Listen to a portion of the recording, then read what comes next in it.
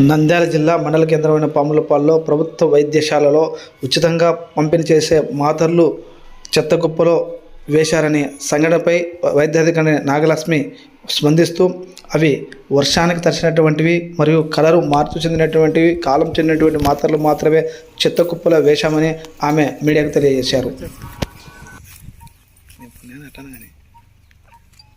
నేను doctor నాగలక్ష్మీదేవి, Pamulapadu medical ఆఫీసర్ని. నిన్న జరిగిన సంఘటనలో దాని గురించి మా స్టాఫ్ మెంబర్స్ అందరితోనూ విచారించడం జరిగింది. అంటే మాకు తెలిసిన విషయం ఏంటంటే 104 దాంట్లో ఉండే స్టాకు అది పిహెచ్సిలో అంటే అది ఎక్స్పైర్ అయిన మందులు కాబట్టి పడేయడం జరిగింది 104 వాళ్ళు. తర్వాత దాంట్లో 1-2 డబ్బాలు 2025 వరకు ఉన్నటివి అవి హెల్త్ అంటే దానిలో అవి కలర్ చేంజ్ కావడం వల్ల లేదంటే అది ముద్దగా అయిపోవడం వల్ల బయట పారేయాల్సి వచ్చింది.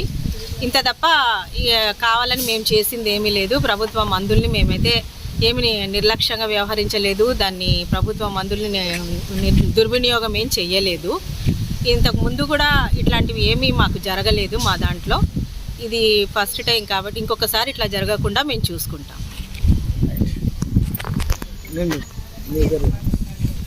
నేను డాక్టర్ నాగలక్ష్మి అండి, పాములపాడు మెడికల్ ఆఫీసర్.